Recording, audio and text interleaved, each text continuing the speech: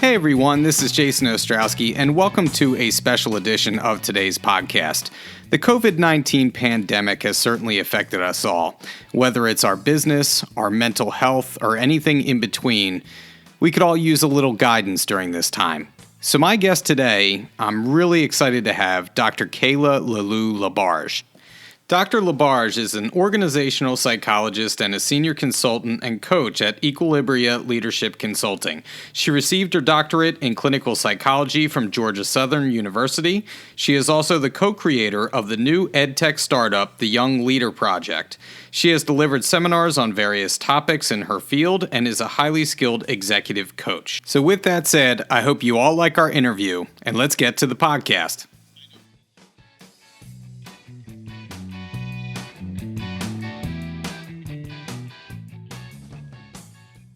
I know we're all going through a difficult time right now, and I think today is the perfect time to have our guest. Her name is Dr. Kayla LeBarge. It's probably the coolest name I have ever pronounced, and we are absolutely thrilled to have her today. So I'm just going to call you Doc. So Doc, welcome. I appreciate your time. That's perfect. Doc is perfect. And thank you. I'm happy to be here with you, Jason. So, starting off, you and I were talking a little bit prior to this. And one thing that we touched upon that I just wanted to put out there for the listeners is that, this is an especially difficult time. And I think the further we get into this, the more people start to have cabin fever. Everything starts to become more real, I feel personally, as we get further into this. Everybody may know someone who's had this. Unfortunately, people may know some people who have unfortunately died from this.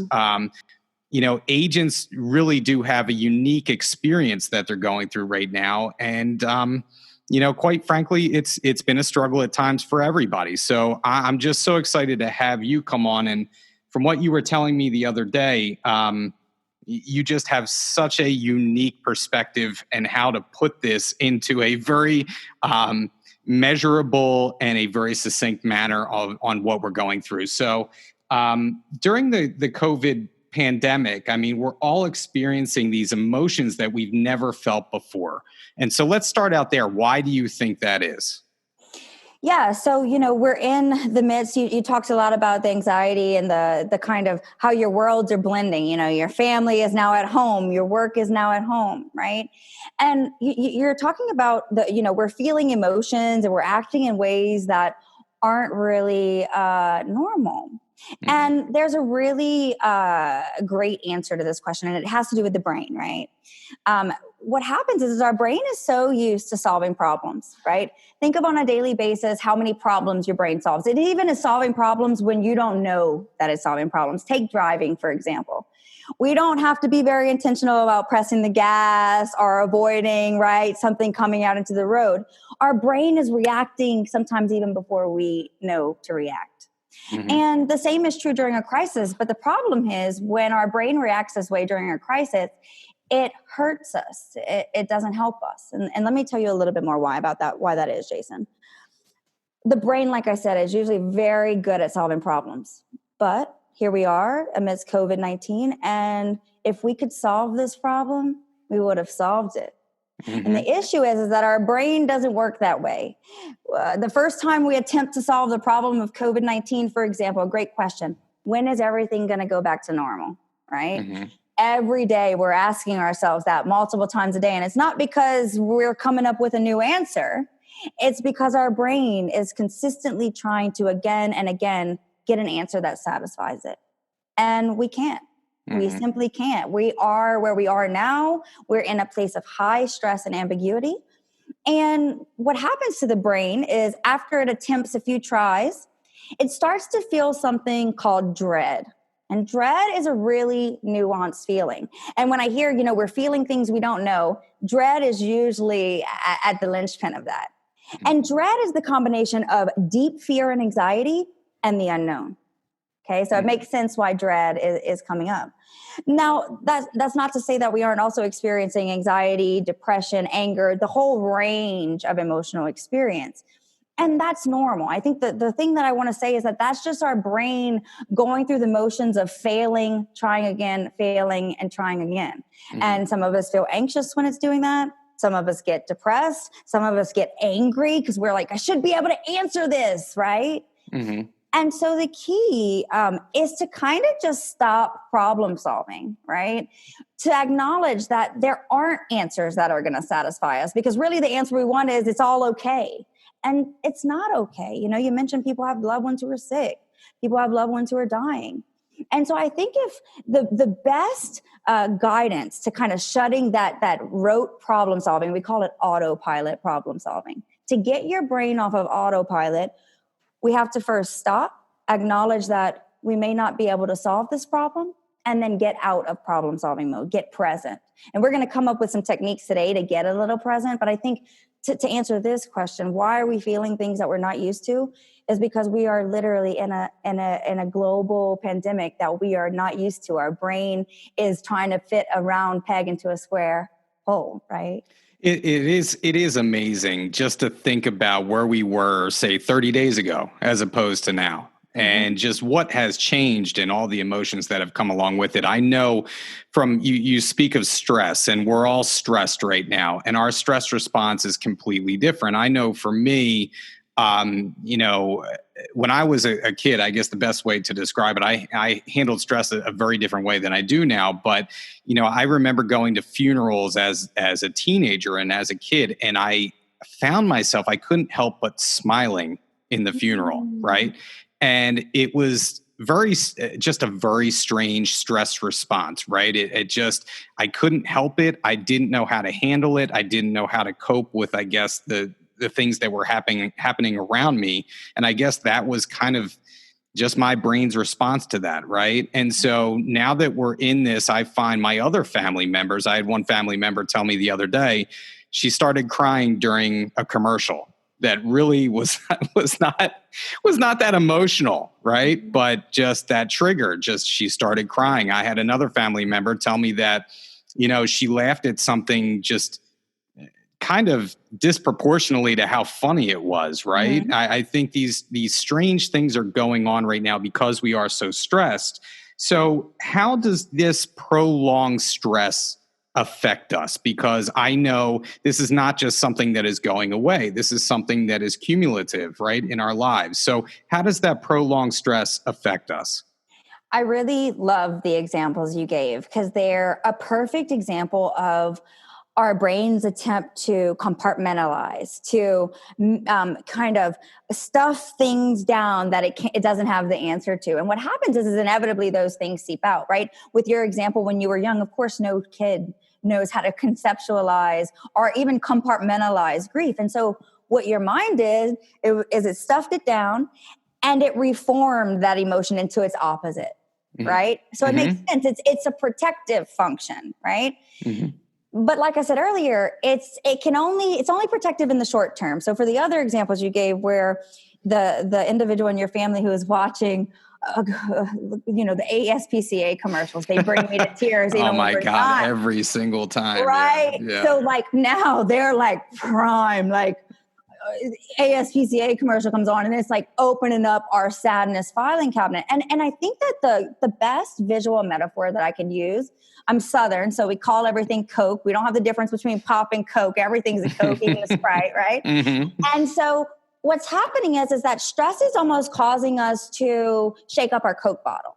Right. And what's happening is that we're normally calm, cool, and collected. We're not normally crying or laughing inappropriately because we're not under prolonged stress. But under prolonged stress, we're kind of stuffing things down, trying to show up to work, right? Trying to live like we were a month ago, right?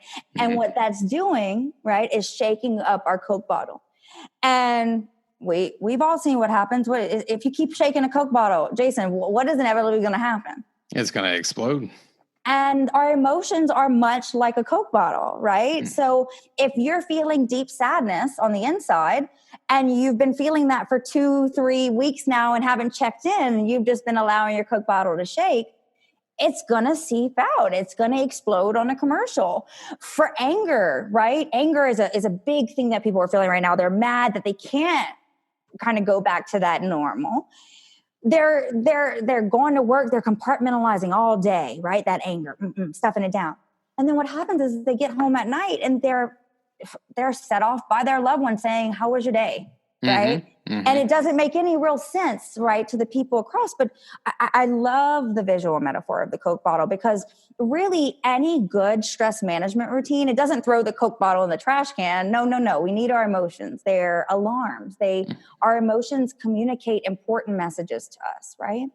What we need to be able to do with any good stress management practice is to be able to out, right? Release a little bit. And for those of you that, you can't see this, but we're on a Zoom call, she's actually twisting the bottle cap right now as we speak. That was that sound effect that Thank you, Dr. Kayla just did. Thank you. I'm a very animated speaker, so they'll probably hear a lot of sounds on this podcast. But that's exactly right. It's kind of opening up the cap and letting our Coke flatten a little bit. And what happens is when we allow it to just release tension in more productive ways, intentional, controlled ways, it doesn't explode unintentionally on others. And we're able to flatten our Coke. Now, know this, as soon as we flatten it, we have another Coke bottle getting shaken up. So this, like I said, any good stress management practice is really a continuous checking in and releasing of any shaken up, any tension that's being built, trying to get back to that flat line, that baseline.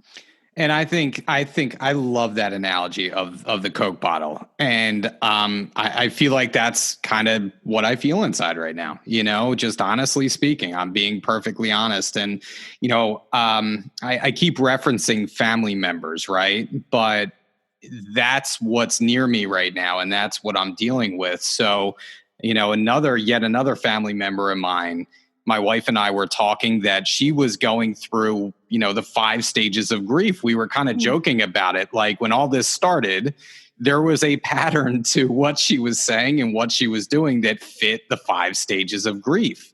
And it's just amazing what people are doing to kind of cope with this, but also how different people are, right? So, can you talk about the physiology of grief and how the brain works during a crisis in those 5 stages and how they kind of compute to people right now?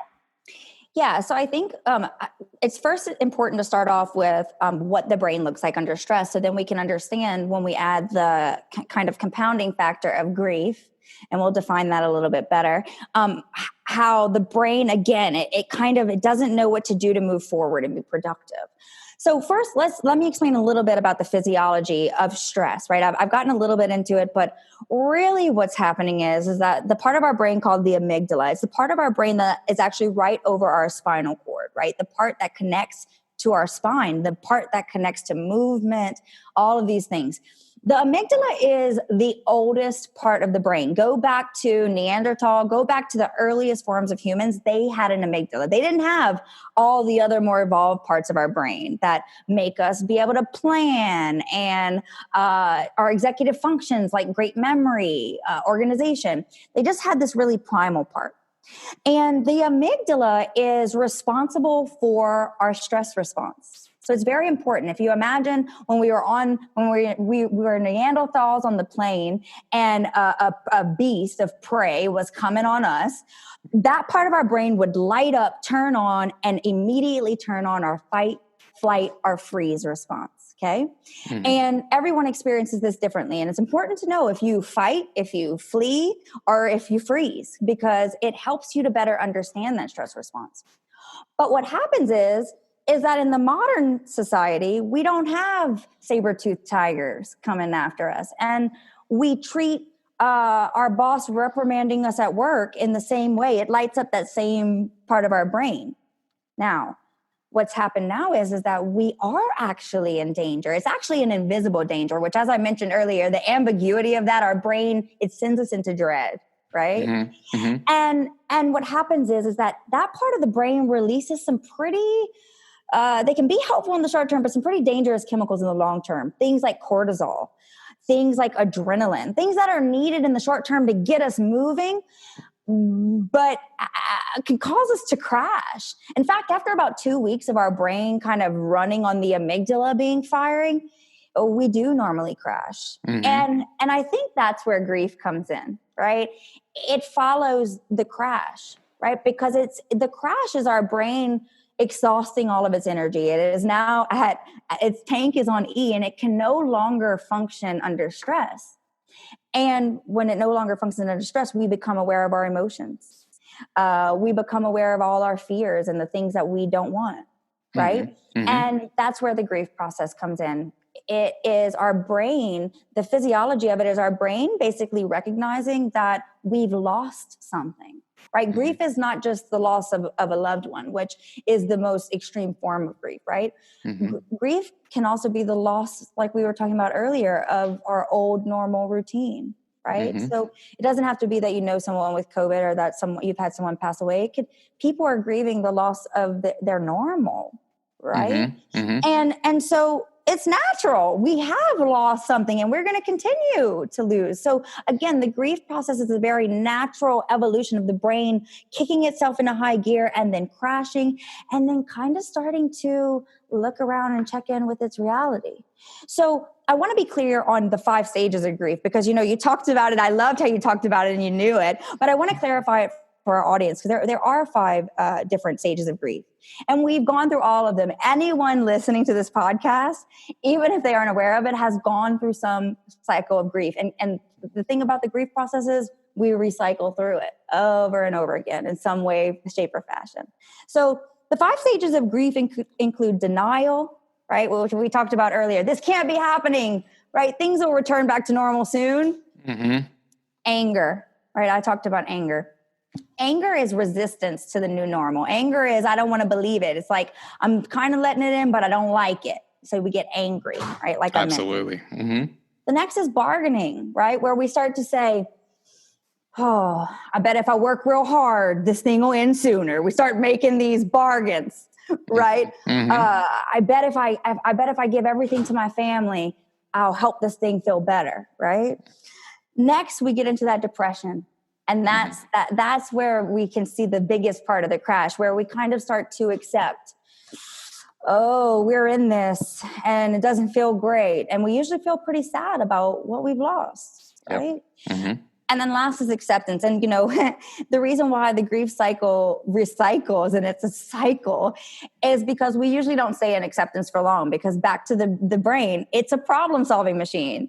So for one moment it says, oh, wait, there's nothing I can do about this, right? And we're in acceptance, and it feels good to be in acceptance, and it also can feel powerless. So our brain then sets to solving the problem of powerlessness by going into denial, trying to solve the problem, then getting angry with itself, and so on and so forth. And to your point, I mean, I feel like what I experience personally, it just comes in waves. Right. So, absolutely. I might be doing something as simple as I was doing a puzzle one night. Mm-hmm. I was just trying to take my mind off everything, doing a puzzle. And all of a sudden I got very anxious about stuff, and that wheel just starts turning and keeps spinning. And same with the people around me. I can just tell when they're having a bad day, when they're having a bad moment, or they feel up. They feel like that acceptance portion, right? Like, mm-hmm. Okay, I accept this. We're going to get through this. This is going to be okay. But this is the acceptance phase. I'm a positive person by nature, but I'm also a realist. So, everybody is so different. And if you just go on to say social media right now, I don't necessarily recommend that because social media can be such a blessing and a curse. But, you see an article posted, right, about us as realtors and what we're considered right now is non-essential. And there's a big contingent of people that think we should be essential, right? So if you go on these message boards, there's people that want to get back to work. And then there's people that, don't feel like it's safe. And everybody's kind of arguing past each other a little bit. And I feel like everybody has different values during this time. And that's something that you and I had spoke about before. And it really hit home with me.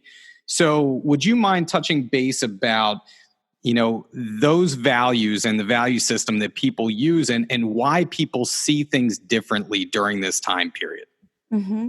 So building from acceptance, because when we get into a place of acceptance is when we actually can start to look at our values and act, right?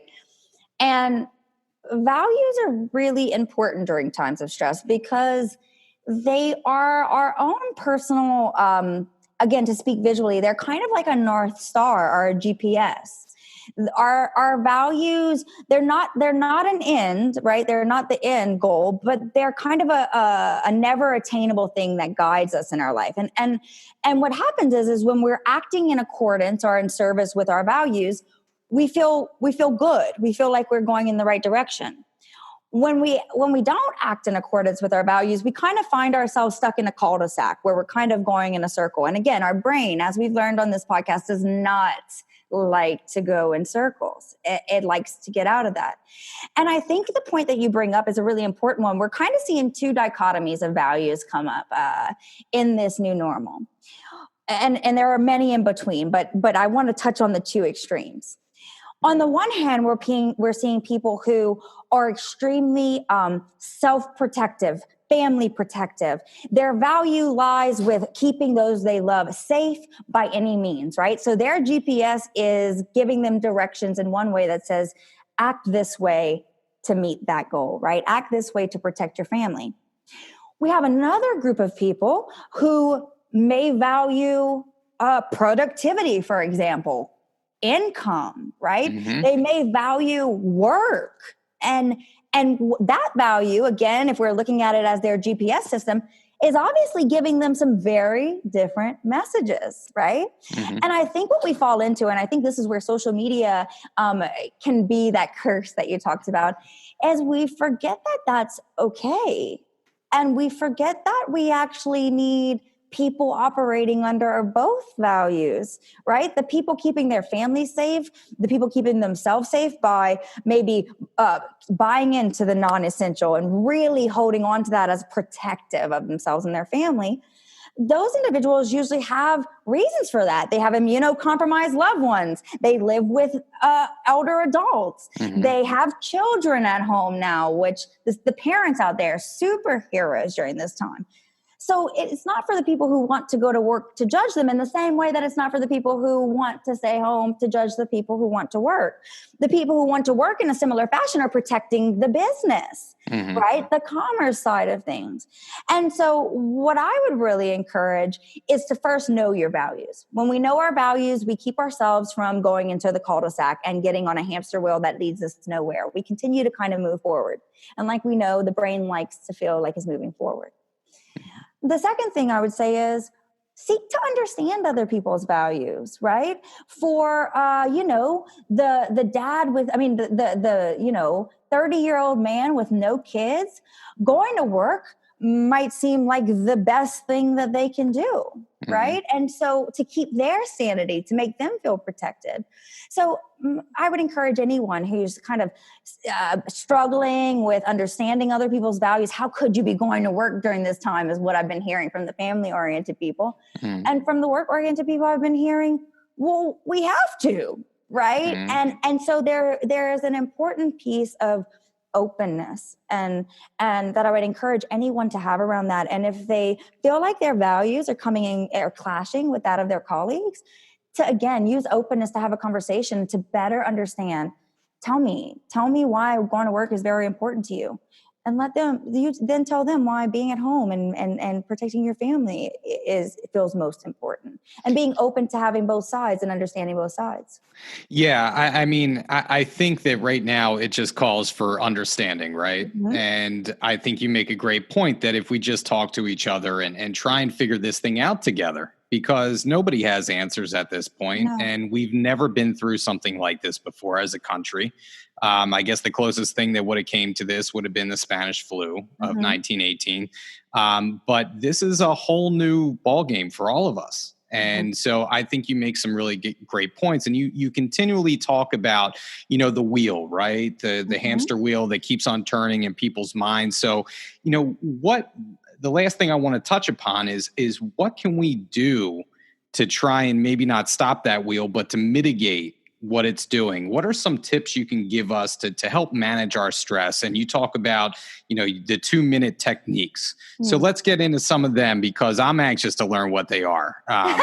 So I know me, just one last thing I will say, these Zoom meetings are great. You can see I'm wearing a button down shirt right now, but I coined the phrase now that I'm walking into a wardrobe mullet every day, which is I have the business up top. I got the button down shirt, and then underneath the table and off a Zoom camera, I'm in straight up sweatpants and just socks every day. So if that, maybe one sock. So, it's a whole new world. So having said that, now that I confess that, now I feel embarrassed, but why don't we get into those techniques that you can offer?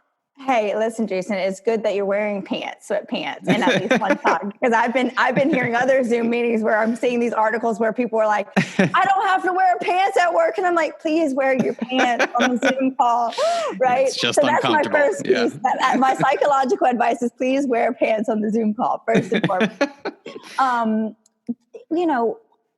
When it comes to stress, and I've said this over and over again, and I'm repeating it because the brain sometimes doesn't like to hear these things.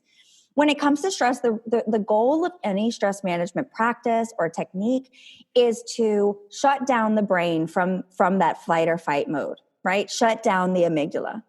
And we can do that even if for a little while. Think of your iPhone or your phone, for example. When it gets overloaded and it freezes, we have to spend like a minute or two restarting it. Mm-hmm. And our brain is the most powerful. I think it's important to note that our brain is actually the most powerful computer in existence. I say that really. We don't know of any other species, we haven't discovered them yet, that has a computer like we do, right? And when we say it that way, it kind of makes sense that every now and again we have to press the reset button.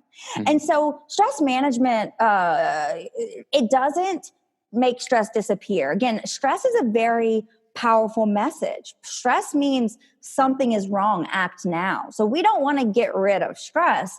We want to reduce prolonged stress that becomes harmful to our health and our well-being.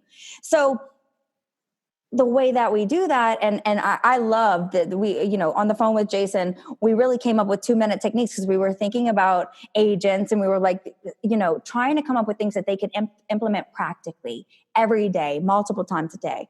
And that's really what is needed during this time. More than ever, we're having to get intentional around checking in with ourselves, managing our stress in a way that we never have before.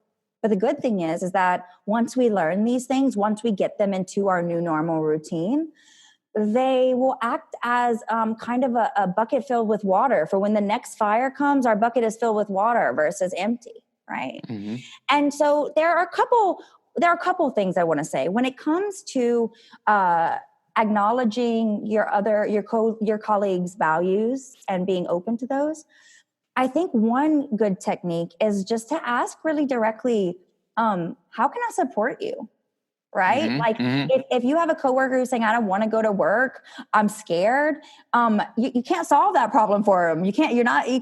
We are scared. Mm-hmm. So asking, what do you need? How can I support you? Right? That is the most open, giving thing that we can give to our colleagues right now, is just supporting them through what they need.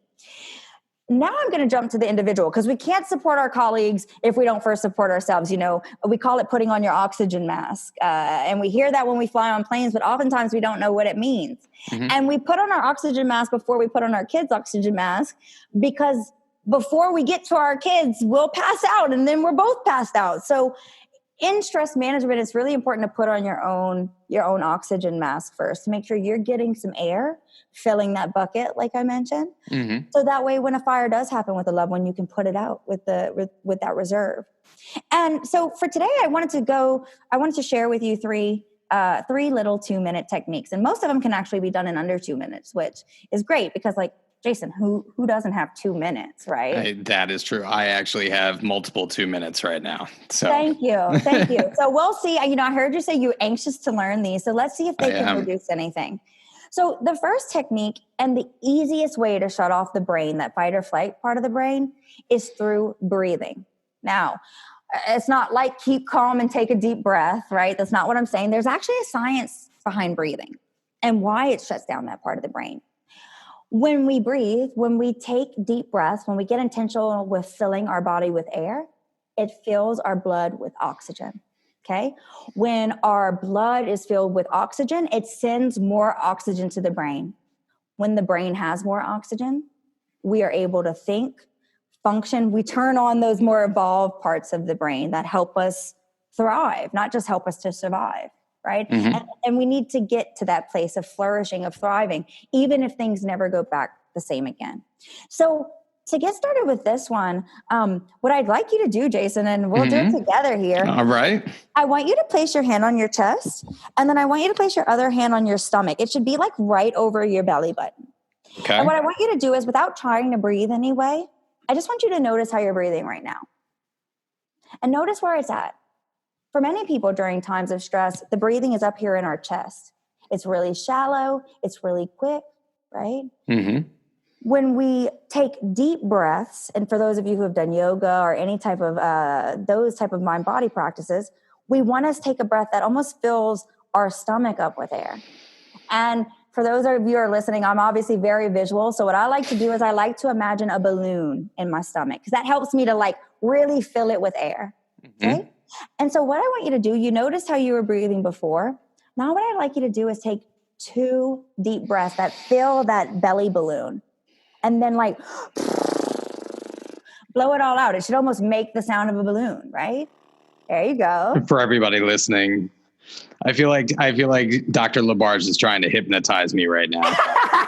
Hey, if it's working, if it's making you feel calm, it's working. Right? It definitely is making me feel calm, without a doubt. So again, we can take 2 deep breaths. And listen, this won't solve the problem of COVID-19, but in taking those 2 deep breaths, Jason, let me check in with you. How are you feeling as compared to when we noticed your shallow chest breathing? It actually is very interesting. I do genuinely feel more relaxed right now. I really do. You should. We're literally bypassing the brain and shutting off that fight or flight just by taking 2 deep breaths. Like, again, who doesn't have time to take 2 deep breaths? Now, the goal is to be taking deep breaths like this multiple times throughout today to keep sending that oxygen to the brain, right? That's the first technique. And I'm happy to hear that it made you feel calm instantly, because it should. It does. The second technique that kind of builds on taking breaths is getting present in your environment. So if we're having trouble being present internally, if we're having trouble focusing on our breath, for example, we can shift to our 5 senses. We can look out into our environment and we can activate sight. So we can do it together right now. It's really easy. What I want you to do is look around and notice your favorite color in the room. My favorite color is green, and I'm noticing that the chair that I'm sitting in is green. Right there, my mind has shut down its problem-solving mode, and it's just like green, right? Next, we can tap into sound. So it's your turn now, Jason. Talk to me. When you tap into sound, what do you hear? So right now, it's actually pretty quiet in my house, but I can hear my wife actually working upstairs. So I can hear her voice distantly in the background. That's about what I can hear right now. Well, that's perfect. Touching into sound, it's just letting whatever sound comes into you, letting it be there, right? Next, tapping into touch. We can tap into touch by feeling an interesting texture. I usually have a bunch of little stress balls and stuff in my office, but I'm not at my office right now. But grabbing or touching anything that feels cool, right? Another great way is by holding an ice pack. If you're feeling stressed or panic, you can hold an ice pack. That's really interesting. It does. It literally cools the brain, right? Even if we're just holding it in our hand. It's a quick tool. That's awesome. Taste, same. Take some time to grab a snack and don't eat it really quickly like we all normally do, right? Take a moment to notice what you can taste. You know, just now we were both drinking our drinks, right? Noticing what it tastes like just for that moment, right? And then smell. Again, just like sound, just taking a deep breath in, right? And noticing any smells in your environment, right? And again, this is a really quick tool. It doesn't solve COVID. It doesn't solve stress, but it has the same impact as the breathing in that it diverts the mind away from endless repetitive problem solving, and it diverts it into something that it actually can do, activating the 5 senses to just be present with what is, not trying to solve what we want it to be. Yeah, it seems like it has that slowing effect. You know what I mean? I feel right now, just like you had mentioned before with the breathing, I feel more relaxed, but I feel like things have kind of slowed down. And I think a lot of us don't realize that we're in that state to begin with, right? I felt like when we came on, I felt relaxed. But then once we do these techniques, now I feel really relaxed. I don't feel like a lot of us realize that we're wound that tight right now when we actually are. We don't. And it's because that fight or flight mode has not allowed us to slow down and check in, right? Mm-hmm. And so oftentimes these techniques are slowing us down, making us mindful, present without judgment to what's happening now, right? And we feel more calm because our brain is in control of what is happening now. It's not in control of what was happening a month ago or what's going to happen a month from now. So again, it stops that problem solving and it says, oh, I can be here now. I can solve the problem of being here now if you focus on it, right? That's awesome. Mm-hmm. And then the last one is kind of building on what you just said. It's an emotional check-in. And especially for parents out there or caretakers, they're taking care of everyone else, right? And so there's not a check-in, right? We've been running hard trying to beat COVID and it's caught up with us. Let's just be real, it's caught up. And so now it's time to stop and check in with how we feel as a result. So to do this, again, it's really easy.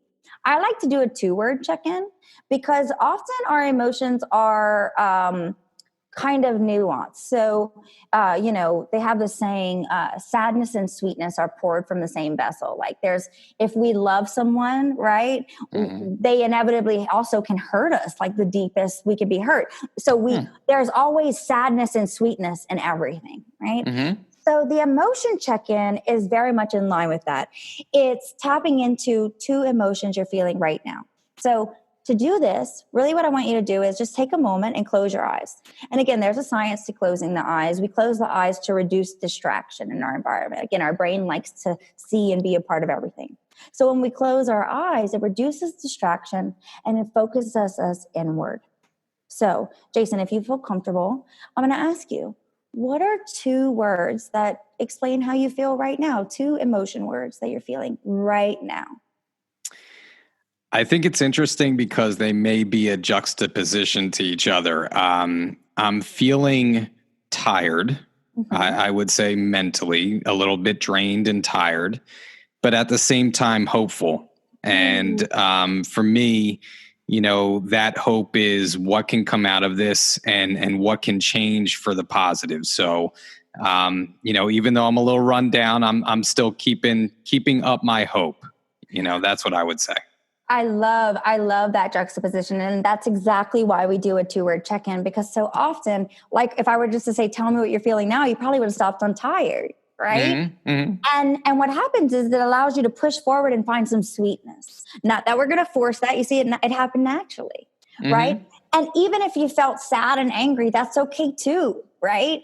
Whatever you're feeling in that moment, it's about owning it. Right. Because as soon as we know how we feel, as soon as we're present in our body, in our environment, then we can actually move out of the cul-de-sac. We can get moving. We can be productive. We can move forward with the answers that we have instead of trying to control the ones we don't, right? And so these techniques are really about getting present, even if for under 2 minutes, to shut down that part of the brain, to get some instant calm, so that way you can make better decisions about what to do next. Oh my God, that was so awesome. Actually, I feel like it's so funny because I genuinely feel so different than I did like 10 minutes ago when we started talking about this topic. So, like I said, what better person to have on today than you? I just feel like this is so poignant to what's going on out there. And I thank you for all your time today. I know that you're a very, very busy person these days. And thankfully we have people like you to help guide us through these tough times and get through the other side. So I really, really want to thank you for everything that you've done with us today. You're very welcome. I guess I just want to end on sending so much love and compassion to the Berkshire Fox and Roach team. And I'm so happy that I could support y'all anytime, really. Well, thank you. And we wish you all the best in Louisiana in the South there. Take care of yourself. I hope it's warming up down there because it's certainly not doing it here yet. So it's beautiful here. I'm sending some warmth along with that love and compassion. Yeah, I'll tell you what, you need to send that up this way. So anyway, well, I appreciate you. I appreciate your time. And thank you so much for joining us. Thank you. Bye-bye. Bye.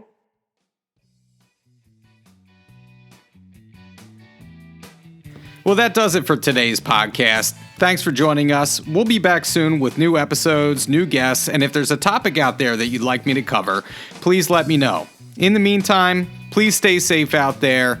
Make sure that you're social distancing, and we'll talk to you soon.